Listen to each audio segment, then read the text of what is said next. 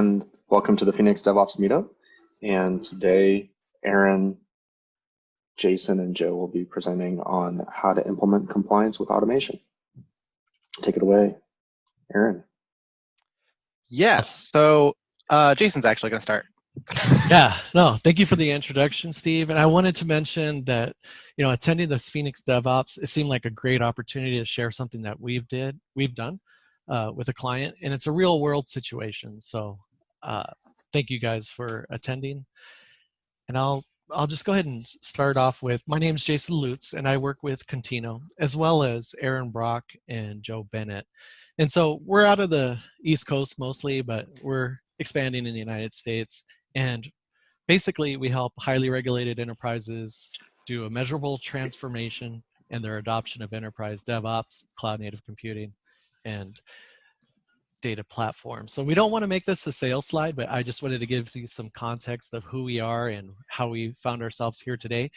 Most of our company is out on the East Coast. I'm actually here in Phoenix, and that's our connection to Phoenix and how we came across Phoenix DevOps. So I wanted to talk a little bit about what we're trying to convey here. So I myself have a security background, traditional security background, and by that I mean working with IPSs, DLP, working in SOCs, security operations centers, and so on. And I've known about this shift left movement, and I wanted to see what it was all about for myself. So Contino gave me a great opportunity to join their team. They needed somebody with that security background, working with frameworks and so on. So when I saw that what we'd done with this particular client in this real world case, confidentiality, we're going to keep our client name out of this presentation. I felt like this is a great opportunity to share not necessarily the DevOps of producing software or infrastructure, but this is really helping a security group, the corporate security group of our client, achieve compliance. And so I wanted to mention a few things about that. So our approach was really dictated by what tools the client had, what they were familiar with, and the architecture that they already had in place. And one of the things that we're going to focus on our demo today is Splunk. So that was a requirement of ours. And the reason I bring that up is this isn't necessarily the best solution. It's a solution that we had to work within the constraints that we were given.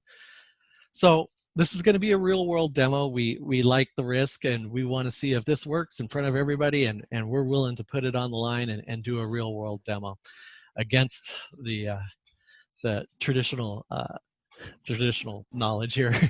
So the agenda is basically going to cover, we're going to talk about the problem statement, what our strategy was, how we approached it, the tooling that we used. We're going to run through the demo, and we're going to talk a little bit about the outcomes of why somebody would want to do this through automation and so on, and what benefits that brings to an organization trying to achieve compliance. And by compliance, I mean across literally 100 AWS accounts, making sure that the guardrails are in place, that their compliance needs, they have the proper logging, the resources restricted depending on who's using the accounts and so on. And those will be discussed in the outcome. And then after that, we could talk about our profiles. We didn't want to throw them up front, so we could talk about them afterwards. And as far as the questions go, yes, please throw any questions in the chat. Also, we're very flexible. If you want to throw questions out while we're presenting, we don't mind that either. And if you want to save your questions for the end, that's great as well. So at this point, I'm going to pass this to Erin. Hello, hello. So I'm Erin. So I come from a little bit more of a development background than Jason does. So more of the developer side than the security side, but we came on this engagement and we were trying to solve very similar problems. And so oftentimes we can do this with very similar tooling, which is super cool. Sharing knowledge between different parts of an organization. That's awesome. So the problem was when we came in to work with this client, right, we were helping out the InfoSec team. And the state of the InfoSec team was there were about 70 AWS accounts and across, like 15 different teams.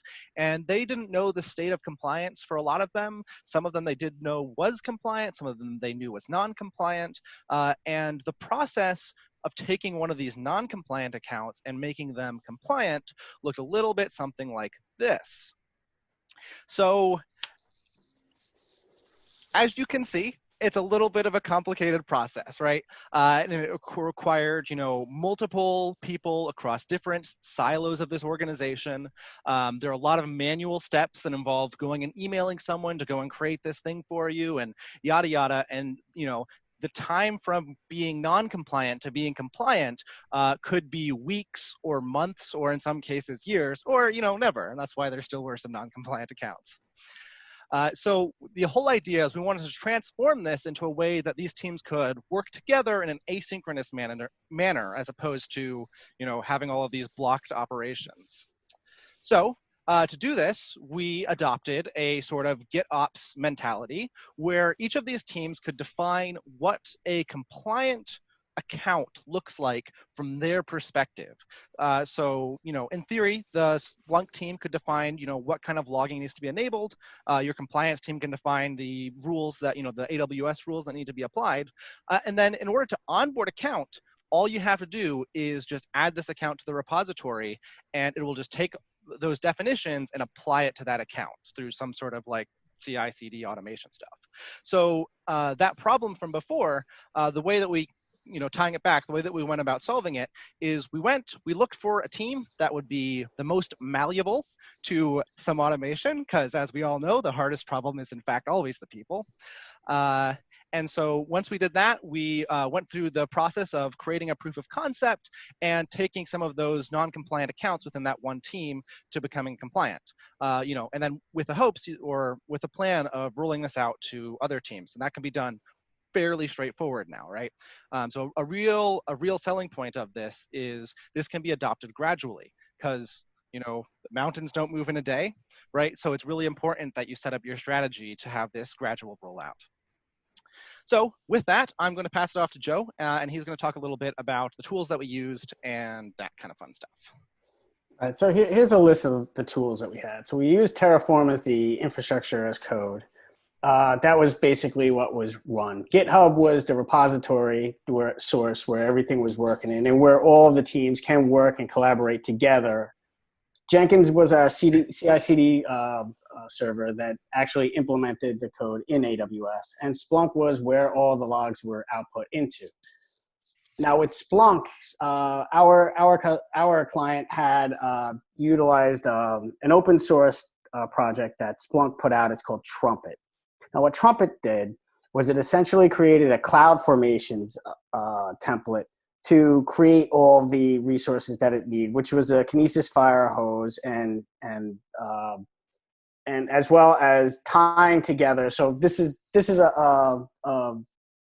basically how you would set it up. This is the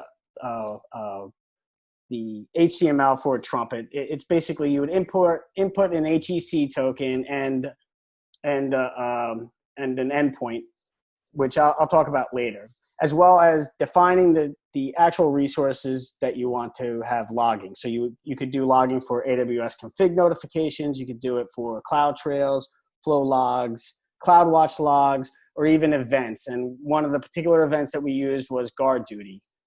And so what this would spit out for you is a CloudFormations template that was in a JSON format. Now, what our client had to do was actually generate one of these CloudFormation templates for each of their environments. So what I did was I took it and I made it more generic so that they could use one CloudFormation template for all of their environments instead of having to do this for each separate one. Now, what would happen is that instead of them generating all these for each of them, they would have one. They would do it all inside the Git repository. And that's where they would put in all that information for the tokens to the endpoint, et cetera, to be able to define what they wanted to put out. And so if we can go back. And so once that was created, what we had was this generic diagram for the tooling. Essentially what it was, so the developers or the security people would collaborate in the Git repository. That Git repository would kick off a job in the CI/CD server, which is Jenkins, and that would shoot off to create the fire hose that would send it into Splunk. Now, the next diagram that we have is more detailed into actual workflows and the data flow from it. So here you can see it specifically creates two separate CloudFormation stacks, one for Trumpet and one for flow logs. Resources that it would create include the Kinesis fire hose, as well as tying in each of the individual resources that you want to log. And that would, and again, it would use an HCC endpoint and an HCC token in order to push those logs into Splunk. Now, Splunk has two different methods that you can ingest data. One of them is a pull method, which is using the AWS plugin. That one, Splunk would pull AWS for the data, and it would pull it into it. And the other one is this method, in which you would define an HTTP event collector endpoint and token, and you would use that created additionally with the Firehose resource in AWS in order to actually push the data into Splunk. And so that was the method that our client used in order to ingest the data into into Splunk. And Joe, this is Jason. I wouldn't mind mentioning one of the benefits of the HEC endpoint is that you can have a single endpoint, and the token not only authorizes the logs to be pushed into Splunk, but it also separates the index. So our client in this case wanted different departments to only see their logs. So the HCC token, again, not only authorizes the logs to enter Splunk, but it also separates them by index, and that's all found within the HCC token. Right. Thank you, Jason. That's true too. So that what that does is it also gives you the benefit of partitioning off your data using the index like Jason explained.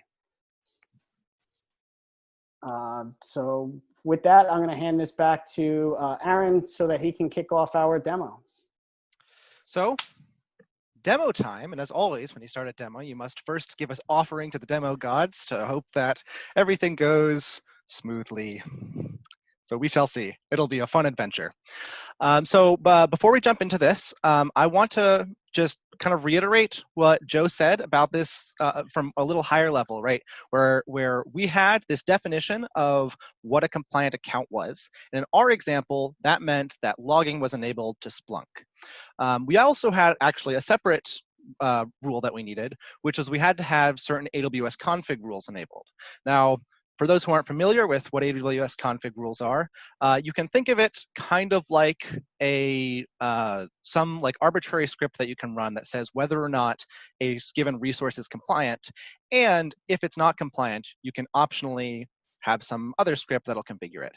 So just to give you a concrete example, we have a rule that says that all S3 buckets have to have versioning enabled. And then we have a remediation action, which is if they aren't enabled, enable them. So that's an example of what AWS config rules do, and we can take a look at them in action in a second.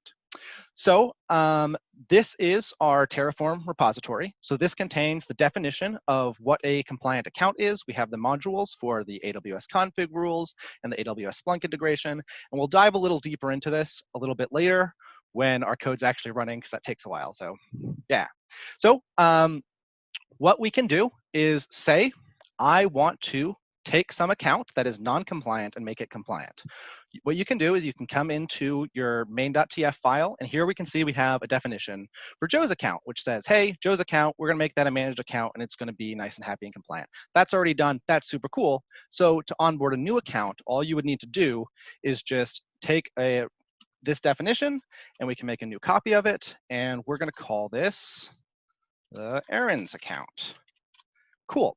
And so as you can see, there's actually a role here And that's the role that the Jenkins server can assume inside of that account to configure it. So we already set that up ahead of time, and it has all the permissions. And we have one for my account as well. The only thing we really need to change is the account ID there. So this is super cool. Now we have this definition. And so in order to actually view what these changes are going to be, we can just create a new branch. I assume there's some familiarity with Git among this audience, so that's super cool. So you generally don't want to push right to master because that's dangerous and stuff. So we're gonna propose a change here, and I'm going to call this add Erin's account. So as soon as I make a commit in GitHub here, this is going to trigger a build in Jenkins, which is that automated server that listens to the commits and then is going to run the some script that we have. And so we can jump over to Jenkins and we can actually see, hey, look at that, on branch add Erin's account, something just got triggered. And so this is going to run a Terraform plan for those familiar with it. And for those who aren't, what this is going to do is it's going to say, if we were to apply this, what are all the resources that it would create? Okay, so once this finishes, you can see it has to go and do all this. We can look at all of the resources that are going to be created here. And then it doesn't apply because we're not on master. And so let's just take a quick look at this. And we can see, hey, it's creating the CloudFormation stack for the flow logs like Joe was talking about. We got the trumpet. That's the other CloudFormation stack. And there's some config rules in here somewhere. Yeah, IAM rule, bucket versioning. That's pretty cool. We can see it's planning to it's planning to create 11 resources to add. So if all of this looks fine and dandy, then we can just merge this pull request, or I guess I didn't quite finish creating the pull request. And so if everything's happy and good, and we've looked at that and we say, hey, this is good, I approve. I'm acting as both the approver and the person who made the changes. In actuality, you might want to have those be separate people and pair program and all that kind of fun stuff. But I come down from the mountain with my authoritarian view on this and can just merge this pull request. Let's see. So as soon as I confirm this merge, I hope this finishes. We'll see. That's going to kick off a very similar job, which is going to do the exact same stuff, except it's actually going to take those and apply all of those changes that were planned. So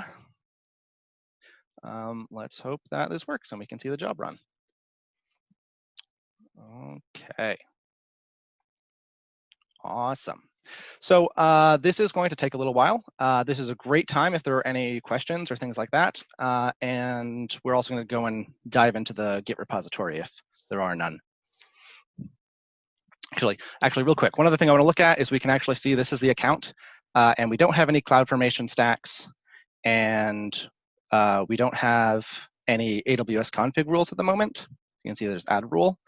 And interestingly, if we look at this test bucket that I have here, we'll notice that versioning is disabled. So I've created a test bucket beforehand that doesn't have versioning enabled. But once we apply this, it's going to have to become compliant. And so hopefully, if everything goes well, that'll be enabled after this.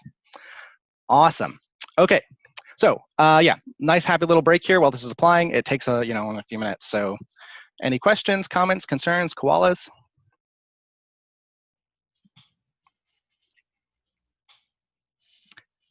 Neat. Cool. So I'm going to jump back into the Git repository, and we're going to take a little bit of a deeper dive into what the repository structure is and what that looks like. So for those somewhat familiar with Terraform, you'll see that we have two modules here, and they're both calling the module managed account with the two separate ARNs. And so that managed account is actually where we're defining this, what is a compliant account? And so we can see here, we have our main.tf, and so this is the module that's being called for each role. So the first thing that we do is we create a provider, which is how Terraform interacts with any service provider, in this case AWS, and we're saying, hey, assume this role, and that is the role that we passed in, the role ARN. And then using this provider we just created, named managed account, we call two other modules. And so here we're calling the Splunk integration, which enables the Splunk logging, and we're calling the config rules, which creates the config rules. Now, this is what we were talking about when we were saying this allows kind of like collaboration between different organizations, because these in theory could be managed by completely separate people, and they could in fact be kept in completely separate repositories, and you could have some sort of like semantic versioning structure and things like that. This is all happy and supported by Terraform. In this example, they're all in the same repository because they're all managed by us, so yay. So we can go take a quick look at what they are. They're a little bit more than we really need to dive into deeply. But we can see, actually I wanted to look at the config rules. So we can see for the config rules, we're just defining that we need to have this resource made, which is an AWS config rule that is S3 versioning enabled, and it's just all of the data about it. So the source identifier is S3 versioning enabled, which is like a pre-made rule by AWS, and we can have some description and blah, blah. So when we apply this, this resource is going to be created in all of the accounts that are using that managed account module. Neat. Okay, so let's jump back into Jenkins and see if everything applied completely, and it's still going. Okay, cool. I don't know. Do we have any other questions, comments? Yeah, again, I'd like to stress that this is just an example of how this is all set up. The real purpose of this is to show how you can use automation in order to drive compliance, and how you can set it up so that multiple teams can work together in order to implement compliance. I have a question. I'll go for Yep. So for this client, was the org structure, let me back up a minute. So you had a baseline set of config rules you needed to push out, correct? Mm-hmm. Could they customize config rules within the account? And the reason I'm asking is because you can push out config rules through stack sets or the config organization. So I'm just wondering why you took this account by account approach. Yeah, so this kind of like, you could go and create a really similar workflow to this that does like organizational CloudFormation templates or something like that, that has the same kind of workflow. The reason we decided not to do this is because firstly, we wanted, our client wanted to avoid being like super duper vendor locked in. And the other reason is because we didn't necessarily have organizational access, and we didn't necessarily want to give the people in this repository access to push out organizational templates, right? Because it's kind of like being managed by a sibling account as opposed to being managed by a parent.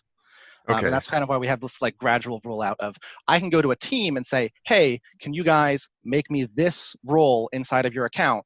And then I'll configure everything and you guys will be compliant. Oh, okay. So there were, possibly cultural as well as other reasons too. Okay, good enough.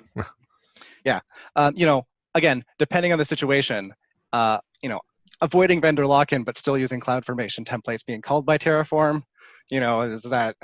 Are we really avoiding that? That's a completely other discussion. But. Yeah. Well, you're writing config rules, so I don't know exactly. At the orchestration level, you're avoiding vendor lock-in, but at every other step, it looks like you're pretty dialed in. Yeah, exactly. So this is what the client was looking for. So this is the decisions. Those are the decisions we made. I could absolutely see a case for doing it a different way and using something like the CloudFormation. Yeah, and I don't mean to say one way is better. I'm just wondering what was the motivation for that choice. Yep. Yeah, that is a great question. Alrighty. I just wanted to point out quickly that what you're doing there, showing, composing, and collecting common operations into modules, that makes that code into a reusable library. That's like really important, as opposed to copying and pasting that code all around. So I just want to point out that what is being shown here with a module is a bit of a best practice. Mm-hmm. Absolutely. And actually, there are some fun things that we didn't kind of show because we wanted this to be like a perfect universe. So in a perfect universe, all of these accounts are exactly the same. In reality, there are sometimes you need to have like a specific parameter that's like, oh, hey, this guy in this one account needs to wait a little while before he has this particular config rule enabled or whatever it is. And just because of the structure of this, I can just add a variable here and then just pass it all the way down and just be like, oh, hey, my managed account module has a variable and that depends. So now I can kind of roll this out more gradually or whatever kind of control you need over that. is totally doable. So now we can see the apply finished. 3 minutes and 48 seconds. That's good. Sometimes it's like 6 minutes, so it's kind of hit or miss here. Anyway, so let's jump back and we can look at the CloudFormation stack inside of this account, and we can see that we actually created 3 stacks. This is the trumpet one. This is for the flow log. Those are the 2 we talked about. This is one because there's one little part of the AWS config stuff that required using CloudFormation templates, but hey, we don't talk about that. And so now we can jump over to S3 management, and hopefully this sometimes takes a little while longer to apply. We can see, yeah, look at that. Versioning's enabled. All we have to do is add that account to the Git repository, and bam. Okay. That's pretty cool. And we can also jump over and look at the config console, and now we will see some config rules. Okay, so I kind of lied. There's actually 2 rules. One of them is enabling versioning. The other one is making sure that specific tags exist on S3 buckets. So if I jump into my modules and my config rules, we can take a quick look at this, which is down here. I also have S3 tagging that says, oh, hey, you require specific tags. And so that's why we're seeing that this is non-compliant. So there's one rule that's compliant, which is the versioning, and there's one rule that's not. That's really cool. Okay, and last but not least, the other thing that we were trying to do is enable logging into Splunk. And we should be able to see that, hey, look at this. Now we actually have logging in Splunk, which we'll have to refresh, I think. For those familiar with Splunk, which I am not one of you, this is what the Splunk UI looks like. And we can see that there are now 2 account IDs. And so these are the 2 accounts for the one that we already had enabled and the one that we just enabled now. All righty. So any other questions while we're here, while we're looking at this? And then we're going to go back and do one other real quick demo. But this is a nice, happy breaking point. Okay. All righty. I'm going to jump back into GitHub. Right, so we went through the demo of, hey, I have a new account that I want to take from being non-compliant to being compliant. There's another change that can sometimes happen, which is, say, for example, you already have a bunch of accounts enabled, but your definition of compliant has changed. So instead of compliant being, S3 versioning enabled, you actually don't need S3 versioning enabled, or some change like this.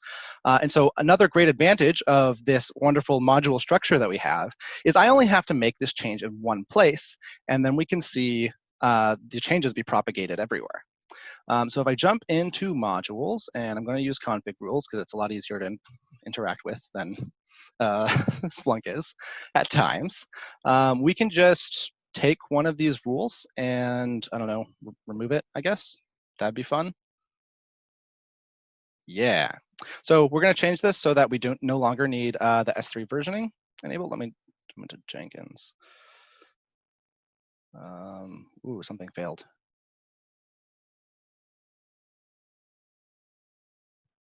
Okay. Well, let's try this anyway and see what happens. This is one of the fun parts about doing demos live. So let's say we want to delete this. I'm just going to delete this, and for the sake of speed, I'm going to just commit this right onto master, which not best practices, as you all hopefully well know, but I'm a madman with a lot of power. So as soon as we commit this change, we should see that Jenkins is going to kick off a new job. We're just going to go back and modify all of the existing accounts and change them to use this new definition of the module. So also fun fact about GitHub, you can just jump right to it if you have all of everything nice and happy and configured. So now we can watch that change we pushed out. So once this completes, that's going to kind of wrap up our demo, and then we can kind of mosey into the much more informal Q&A and whatever you guys are interested in. So this, again, might take a little while. So there we are. I'm going to see if this succeeds, and if this does, then everything will be happy, and if it doesn't, we'll just act like it did succeed and call it a day. All righty. Do we have any other questions, comments, concerns? Oh, yes, there is a comment in the chat. What was the InfoSec team looking for in those logs? Did they use Splunk dashboards for AWS? So as far as we were kind of concerned, the Splunk part of this was kind of just like a black box we need to send the logs in there. It was just one of their checkboxes in this company. Yeah, right, it was actually a compliance. They needed a central place to have all of these logs, especially their flow logs.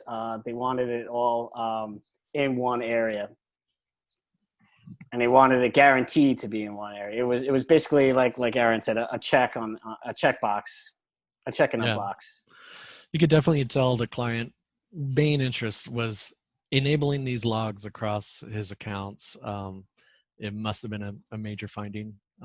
So they did enable those logs. I believe they did use the dashboards. Really the only interaction we needed to complete this from the Splunk SME was really that HCC endpoint and then the tokens that they were using, so that Joe could parameterize those and to be able to launch different accounts based off of the department that was requesting an AWS account. Well, it failed because of something to do with tags, which is one of the things about Terraform, which sometimes it has a little hiccups when it wants to destroy and recreate stuff because like things in AWS will hang around a little bit longer than they're supposed to and then it can't recreate it. I'm not going to try to live debug this because that doesn't sound like a good time. So I have a Can I add a really stupid question about Terraform? Does it roll back? Absolutely. Does it roll back on a resource creation failure like CloudFormation does? You can configure it to be like if one thing fails, try to reset everything. I don't think that's the case by default. The kind of general strategy is you want to make it so that whatever is at the tip of your master branch in your Git repository is what is deployed. And so like you might even want to just like do like a revert commit and put that onto the tip of master, just so that you have that alignment. Otherwise, you might get to a situation where there's like drift between Git and what's actually deployed. I don't know if that answers your question. Yeah, kind of. I just, I've used other tools like Stacker, so I'm having a I'll just have to mess with Terraform and see if it does what I'm thinking. I will say that I am no giant supporter of Terraform. It's a tool that I use and is sometimes helpful, but it absolutely has problems that are completely ridiculous and come out of nowhere and is not always the best tool for the job. So okay. So Terraform's Terraform's behavior is kind of the opposite of what you would typically have with CloudFormation, where especially where CloudFormation is going to try to generally roll back, or at least that's the default. And the reason being that Terraform takes the point of view that you should go look at what actually happened, like that they have trouble. They don't want to take responsibility for doing the right thing because so many at that point in time that they want you to go take a look, especially when it comes to destroying resources. Okay. So I take it it's possible. You know what? I'm going to table that question because this is not a Terraform discussion, so never mind. In theory, yes, I think it's possible. Yeah. Yeah. Did you have what was your experience kind of getting the compliance folks to start thinking in Terraform and writing Terraform to actually author their rules, right? Because now you have not just your rule, but whatever it takes in AWS to implement it. And now you have another meta language to actually get it deployed and into service. So was there any pushback there? How was, explaining how that worked and getting people kind of on the road to success? That is a great question. I will say, hey, I was live debugging it on the side, and look, it works now. Yay. Okay. The question of cultural change and getting people to actually embrace automation and blah, blah, blah, in our case, in this particular case, it was actually really easy because the company was having like a business problem where these things, like they had all these non-compliant accounts. And so they're like, well, we can't go and do all this by hand. Like we absolutely need this.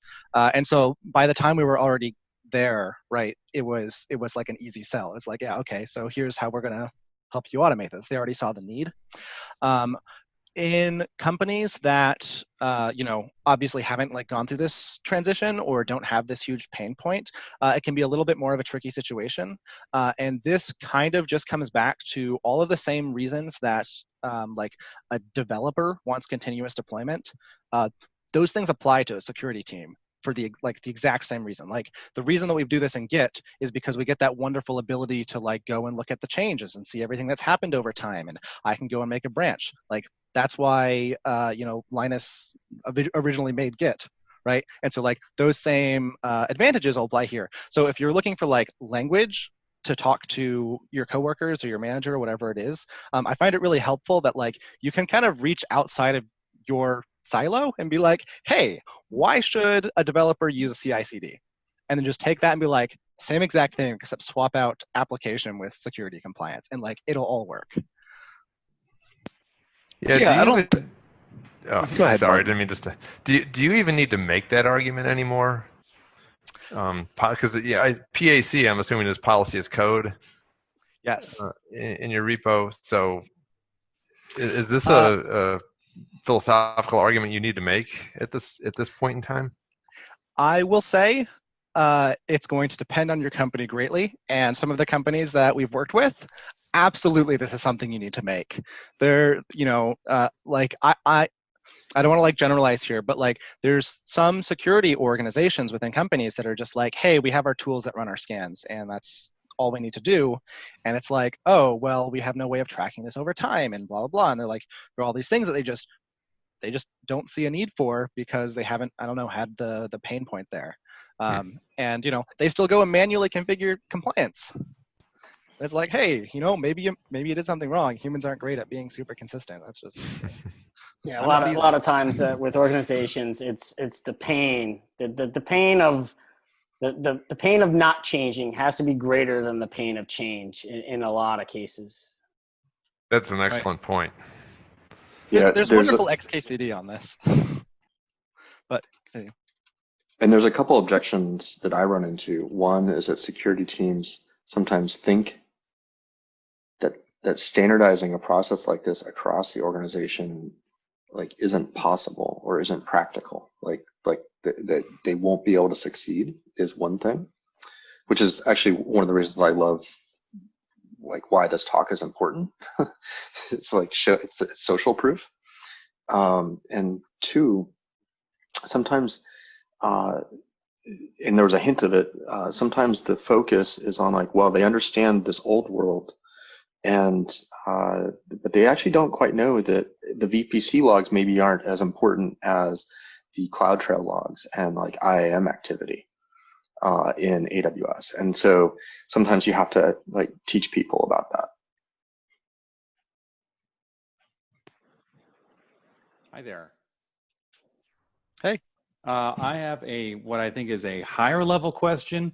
I'm in the financial services industry, insurance to be specific, and we're in the early stages of automating all the things. And a big part of the conversation is, of course, audit and compliance. And when I take a look at this demo, I want to say like the abstract question that I have is what we're seeing here change by proxy, in that I want to change a thing, and so I log in and change a script. And if I have the permission to make that change, something else will pick up that script and then deploy it out. Is that high level accurate? Yeah, so this is like a really interesting question about permissions, which we didn't kind of jump into here. Like you can configure your system, especially if you're like totally into buying like right on into the AWS ecosystem, right? You can configure it such that like your commit to your repository, it can figure out who committed that and only use authentication that particular person is able to use, or something like that, so that you can still have this auditability. It can be done. Yeah. Just kind of depends how you set it up. Because really what we think about when we think about automating everything is, of course, permissions, but also being able to provide an auditable record to our audit group. And they are not part of IT. They're not necessarily technical people either. So we have to be able to provide information that can be human consumable. So I see how we're importing everything here into Splunk, and we use Splunk too. But I don't know if, at least where we are right now, if our audit group would be able to log into Splunk and then derive the auditable material out of Splunk. Do you know if there's some way to abstract that stuff into a human readable report until our group is, ready for Splunk? This like begs the question of your particular auditing and what does this entail, right? Like, do they just want a report that has a bunch of green check marks? Because you can totally write a script that'll get a report that says, that goes and scans and does X, Y, and Z. And I'm sure there are a lot of tools here. I imagine Stephen could probably talk a little better to this. Do you want to jump in? Yeah, so it is, I think I understand the question or portions of it. And you're right that at least in this case, or in this scenario, what I would be trying to do is get Splunk to produce a report that shows what things were changing out of CloudTrail data. So if you pulled up some CloudTrail events in the index, we could kind of see some of that. But I think you're absolutely right that there's probably a translation step required. Like that's like kind of the raw data, and handing off a list of like CloudTrail events that reference IAM actions to an auditor is probably not going to make a lot of sense. It might not make sense in your organization, or folks that don't have like highly technical GRC teams. So there are tools that are being developed in this space, but I think it's actually still pretty early in the like make access and change events understandable space in the cloud or even like on-prem. I see. That's basically that's kind of where we are in our evolution, is that we are very interested in moving things forward, but we want to make sure we take audit concerns into account. We want to make sure we provide that record to the folks that are going to be very interested in this, and that's a big part of our conversation right now, is how do we make sure that not only access is good, but audit is as well. So is the question there not like what the actual script is doing, but who's scripting the scripts, right? Like who's making changes to those scripts? I could kind of derive that, what the script is doing, but for where my company is at, we're at a much far more abstract place. We're not at the point of looking at scripts yet. We're at the point of just simply auditing the change at a higher level, I suppose. So there is an audit trail in GitHub. So if your full policy as code, infrastructure as code, all ran through whatever your Git provider is, GitLab does the same thing. You could use that either at an organizational or repo level to kind of watch changes there and do a level of audit and policy governance as well. The nice thing about Terraform is that it also has a number of modules for managing your Git repository as well, so you can actually manage that level of metadata with the same infrastructure and the same tool set. That's obviously one way to do it. If you instead of wanting to use, say, Jenkins, wanted to use something like Terraform Cloud or Terraform Cloud Enterprise or Terraform Enterprise, both of those not only have Git integrations that will double check all that stuff, but the higher level versions also have their own policy as code engine called Sentinel, which will double check not just what, who's doing what as part of that change set, but also what's in that change set. So you can start enforcing those policy decisions at the developer level before they actually get implemented, and kind of go upstream one level from like this kind of implementation. So one of the early things we need to start looking at, again, at a high level, is getting as much of the configuration into code as we can, because we're still at a point where some of our changes are still manual, right? Where we have a designated group of folks that when we need to change, they go and make those changes. But to get us to get us over the line, we need to start getting more configuration into code, specifically Git. We use Git already. That way, that audit trail is also there for the auditors to look at. Yeah, Yes, that's a great place to start. Awesome. Well, the changes, any change to a resource is going to be, I think someone mentioned this, it's going to be captured in CloudTrail, it's going to be captured in config. So you have a record of who's made the change. Splunk is just really good at peeling apart all of that weird JSON and making it presentable. But you can sign and validate CloudTrail logs, and if someone wants to go to the source, you can just put Athena over the top of that and say, fine, go to the account itself. But Splunk is a fairly reliable repository for that, and a really good way of parsing that data and making a presentable report. I see. All right, thank you. And that actually goes to part of the question. The second question I had asked about, did they use Splunk's dashboards for AWS? So a lot of the security event and incident management systems, SEIMs, whether it's Splunk or QRadar or like Elasticsearch has some stuff like this. Now they can analyze all this stuff out of the box. So I would start with the questions that your auditors are trying to answer. See what things already are built to answer those questions, and a lot of times they're going to feed back into CloudTrail. And this is having a managed trustable audit log is actually one of a very fundamental benefit of a cloud provider. That comes from AWS, and it's not subject to attack by an insider or someone who's gotten into the network. I see. Thank you.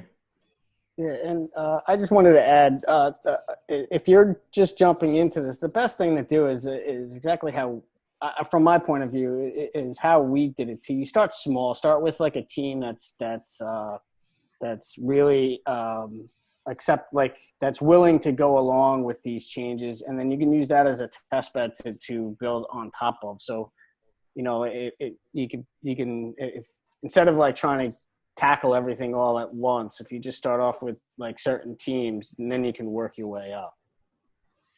Yeah, that's kind of where we are right now. Our web team is the easy team right now, because the basic infrastructure behind the web apps are easier, simpler.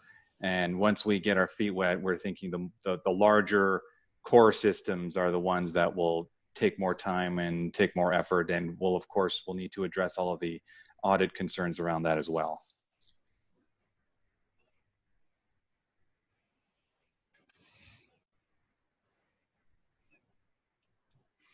Neat.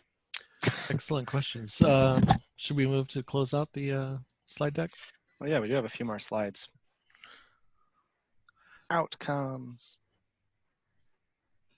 Yeah, so talking about the outcomes and the benefits of this approach is the collaborative contribution to the central repository. So as Erin pointed out, several teams can make their contributions to the Git repository, and those can be approved by the central security group, in this situation, corporate security. There's automation with the appropriate approvals and reviews. So there's gates so that those things can be controlled. For example, one of the things that we did work with were SCPs. And if you allow those SCPs through, you could do major damage to your accounts within AWS. Zero touch onboarding. So it was mentioned the manual configurations. those are no longer needed. The Gcon server had the appropriate roles and permissions to make the changes. So now you don't have several people going into the AWS console, creating resources, possibly messing up those resources, causing compliance issues down the road, like not enabling encryption or not enabling the appropriate cloud trail and not following a naming convention. So you have auditable code. Auditors can go in and look at your infrastructure as code that's executing, and they can see what exactly the infrastructure is laid out to be and what exactly is being done, what resources are created. And along with the discussion we just had, AWS config is also collecting that information, as well as CloudTrail. So you could easily look at your Splunk logs to determine if your infrastructure as code is executing as it's meant to be. And then the biggest thing here is, like, our client was really, really interested in getting his logging fixed. And this really reduced the amount of time. In this example, we showed the Splunk logs, but there's other guardrails that could be put in place. And so the compliance effort was reduced quite a bit, little manual intervention, and all the teams agreed to this approach. So it was easy for corporate security to make that sale to the teams that are involved. Most of the teams were on board with this approach, should I say. Yeah. Okay. Okay. So yeah, these are who we are. Joe, this is you. Yeah. So I'm a lead consultant with Contino. I've been with the company now for about a year and a half now. So I come with the team with a pretty big, strong background in with cloud services. I've worked with a number of companies, large scale companies in cloud, both public and private. I also worked in OpenShift and worked also with OpenStack platforms. So I also hold a number of certifications in both Google and AWS. I have a bunch of Red Hat certifications as well. Nice. I'm Jason, and so I'm from the Phoenix area, and I've worked with several companies in the Valley. Contino was really attractive to me because of this shift left, and I wanted to experience that. I kept hearing like, oh, well, these things are going to be designed in our cloud and using DevOps, and I really wanted to find out what that was about, and joining Contino was one of the best things that I could do. My background is, like I said, traditional security, so working with frameworks, risk management. I've also worked with SIMs such as Splunk, IDSs, IPSs, DLP, which I probably won't return to anytime soon. And yeah, I just collect certifications for fun. So. That's me. Yeah, what they said about Contino, except a lot more automation and a lot less of the other stuff. I started out as a developer and was like, hey, I don't like doing things by hand. This takes too long. And so it was like writing Python scripts back in the day, and then one thing leads to another, and here we are. Not much more to say about this. And then we have this slide that's actually sort of a sales slide, a little tiny bit. Hey, Contino, we do consulting for help with transformations. That's a thing you're into? Cool. Let us know. We'll talk to you about it. And also, if you're looking for jobs in this space, we hire people every now and then, actually pretty frequently, it seems. So reach out to us about that too. Either side, doesn't matter. Yeah, and that's it. So we can diverge into conversation once more. Questions, comments, concerns, and koalas. Yeah, well, thank you, first off. And yeah, if there are any other questions or comments, be happy to send them out now. Can you go back to the outcome slide? Sure can. Get a snapshot of that. Thank you. This is helpful. We can also send out the slides, I think. I think that's part of the plan at some point, so that y'all can pick apart these. My usual thing is I'll like tweet them out so I get people to go to my Twitter, but like I'm not the only person presenting here, so it didn't quite seem appropriate. You know, speaking of which, Erin, did you want to talk about the Medium article that you created? Oh, sure. Yes, I like talking about things that I have done. I wrote an article on Medium that pretty much outlines what we did here in a more technical sense. So, hey, those are the secret ones that are still in draft. No, not this one. Hang on. This one. So this kind of walks through the steps of how we. And look, it even has some of the same diagrams. And I have a little recording of the demo, and it just goes through on like a much more technical level, the challenges that we faced and like how I managed multiple accounts using Terraform, which is traditionally kind of a pain. And it turns out, even not traditionally, it's kind of a pain. And then some wrap up. Yeah. So if you guys want to check this out, I don't know, I'll put it into the Zoom chat at the moment, and it's on the internet. You can like Google and stuff, and that'll be cool. Yeah, you can go ahead and share your own resources as a comment on the meetup itself. And then I will also take the recording and post it to YouTube and share that by the end of the week.